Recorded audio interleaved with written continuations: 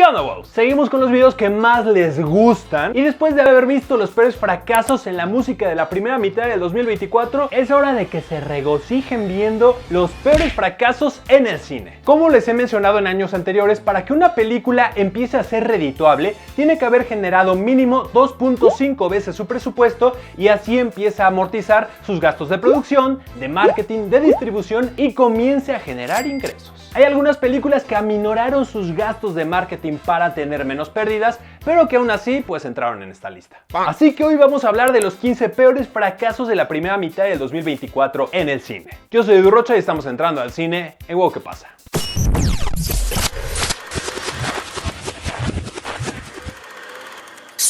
Número 15. El estreno en abril de Civil War dejó un sabor agridulce a la distribuidora A24. Por un lado, esta cinta dirigida por Alex Garland, conocido por Ex Machina y Aniquilación, estuvo en el número 1 de la taquilla estadounidense 2 semanas, quitando a Godzilla contra Kong del primer sitio. También logró destronar a Todo en Todas Partes al mismo tiempo como la película más taquillera de la distribuidora. Sin embargo, del lado amargo, Civil War también es la cinta más cara de A24, con un presupuesto de $50 millones más gastos de distribución y publicidad, por lo que su resultado de $114 millones se estima que haya quedado tablas o incluso haya tenido algo de pérdidas tras su paso por los cines. Lo bueno es que seguro tendrá recuperación en rentas y streaming.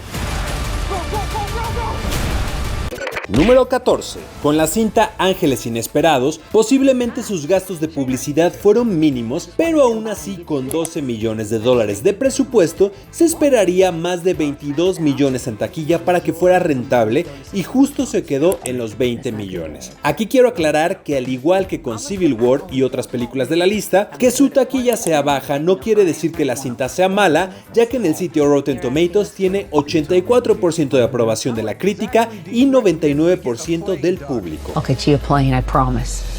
Número 13. Arthur the King tuvo, por lo menos en México, publicidad prácticamente nula. Y a pesar de ser una película relativamente pequeña, cuenta con Mark Wahlberg y Simu Liu en su reparto, lo cual seguramente infló su presupuesto, que es de $19 millones, y que por las expectativas que pudo alcanzar esta cinta, quedó casi $9 millones por debajo. I've never seen anything like this. Everybody knows about it. Número 12. Creo que se esperaba mucho de La Primera Profecía, viendo otras cintas que traían de vuelta a la pantalla grande un clásico del cine de terror como Halloween o Scream, pero seguramente la distribuidora tembló tras ver el desastroso resultado de El Exorcista Creyentes el año pasado. En el caso de La Primera Profecía sí se hizo mucha publicidad y aunque en general al público le gustó mucho, hubo algo que no llamó la atención de mucha gente para ir al cine a verla, obteniendo $53 millones en taquilla y quedando $15 millones por debajo de lo esperado.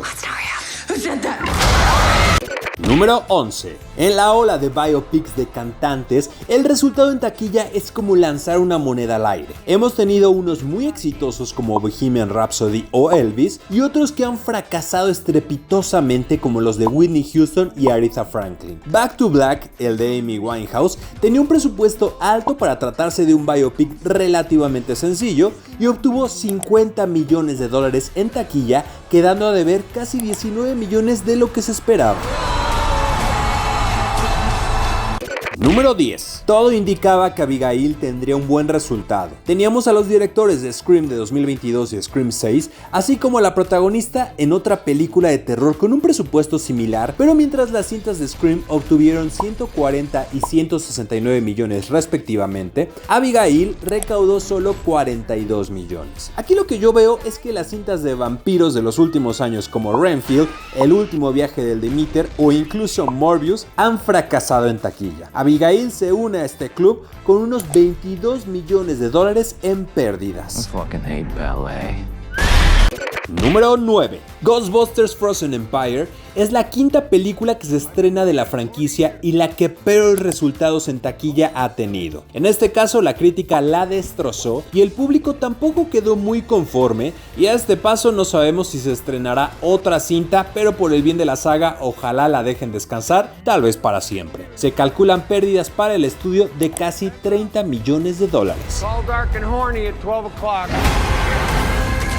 Número 8. Challengers es una cinta muy ambiciosa. Teniendo una historia íntima y hasta cierto punto sencilla, se inyectó un capital importante de $55 millones y teniendo buenos resultados en críticas y desde ahora lo voy a decir, posibles nominaciones a premios para finales de este año, la taquilla no fue tan buena como se esperaba. Lo raro es que rápidamente se convirtió en una cinta de culto con bases de fans que se han dedicado a analizar la película, lo cual seguramente le augure un buen destino en rentas y streaming, pero al menos su paso en cines quedó por debajo de los $100 millones, quedando a deber unos 32 millones de lo que se esperaba.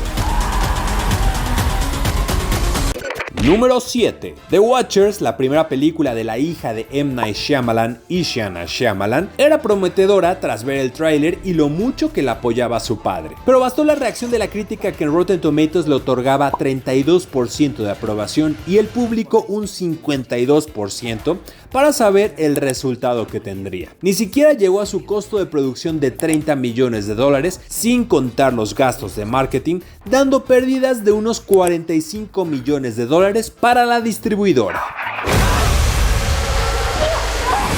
Número 6. Aunque If haya sido un fracaso en taquilla, personalmente me gustó mucho, al contrario que The Watchers, que sí creo que era bastante mala. If es del director John Krasinski, protagonizada por Ryan Reynolds, lo cual sonaba a un buen augurio. Creo que un poco de que el boca a boca no haya sido tan bueno estaba en el tono de la cinta. Digamos que no era toda para niños pequeños, pero tampoco era seria para un público adulto, algo que me recuerda a lo sucedido con Wonka. Aún así, por ser una cinta familiar, ha aguantado en cines lo más que pudo, y aunque su taquilla es de más de $178 millones, su presupuesto era demasiado elevado, quedando a deber unos $70 millones de acuerdo a lo que se esperaba.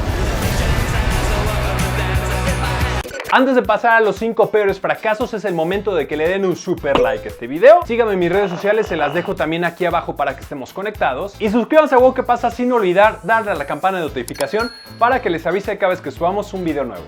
Número 5. The Ministry of Ungentlemanly Warfare es protagonizada por Henry Cavill y Eiza González, dirigida por Guy Ritchie. Quiero resaltar que este director ha estado en varias listas de fracasos en los últimos años y mi duda es por qué le siguen dando películas, o más bien por qué con presupuestos que superan los $40 millones, en este caso 60 millones para ser exactos. Esta cinta se estrenó en un triste cuarto lugar de taquilla de Estados Unidos para pasar al sexto y luego desaparecer del top 10. Es por esto que no ha tenido estreno en muchos países y en los que se ha estrenado también ha fracasado. Spoiler alert, veremos otra vez a Henry Cavill más adelante en esta lista. Hello, can't hear you. Please. Número 4. El enorme fracaso de Madame Web es un signo de que el cine de superhéroes está agonizando aún más claramente que con el fracaso de The Marvels. The Marvels recaudó 199 millones, siendo la más baja de todo el MCU. Morbius, que era el fracaso más grande de Sony con Marvel, recaudó 162 millones de dólares. Pero Madame Web venció a estas dos, logrando unos tristísimos 100 millones de dólares y ocasionando unos 130 millones en pérdidas para Sony. Número 3. Al igual que Madame Web, The Fall Guy tuvo una campaña publicitaria gigante en todo el mundo que hay que sumar a su altísimo costo de producción de 150 millones de dólares. Pero teniendo a Emily Blunt y Ryan Gosling, dos de los protagonistas del fenómeno veraniego del año pasado Barbenheimer, ¿qué podría salir mal? Bueno, pues la cinta se estrelló recaudando 170 millones de dólares mundiales, la mitad de lo que esperaba el estudio para que resultara rentable. Número 2. Tras años en preproducción, rodaje y postproducción, Furiosa fue estrenada con muchísima expectativa, una gran campaña publicitaria mundial y el resultado fue un fracaso de proporciones inmensas. Mad Max Fury Road recaudó 368 millones de dólares, aparte de obtener muy buenas críticas y múltiples nominaciones al Oscar. 9 años después, no sabemos si Furiosa obtendrá nominaciones al Oscar, pero también tuvo buenas críticas y la taquilla quedó 200 millones de dólares debajo de su antecesora y con un presupuesto costo mayor, siendo así el segundo mayor fracaso del año hasta ahora. Aunque todavía le quedan unas semanas en taquilla, se proyecta que solo tendrá unos 10 millones más mundialmente a lo mucho. Con esto, como lo auguré en el video de estrenos del verano, Chris Hemsworth se confirma como veneno de las recuelas junto con los fracasos de Ghostbusters y Men in Black International.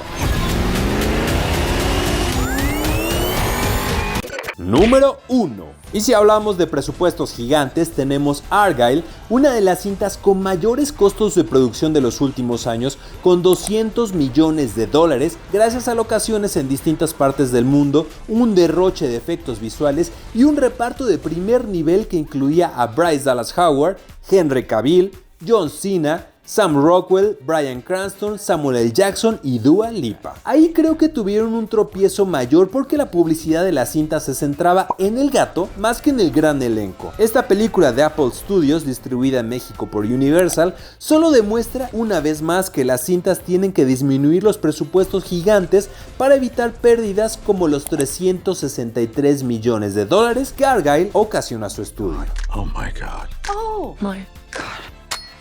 Déjenme en los comentarios qué películas de esta lista se merecían ser un fracaso y cuáles no. Les dejo aquí abajo algunos de los últimos videos que hemos subido. Muchas gracias por vernos, yo soy Edu Rocha y seguimos entrando al cine en Wow, ¿qué pasa? Nos vemos pronto.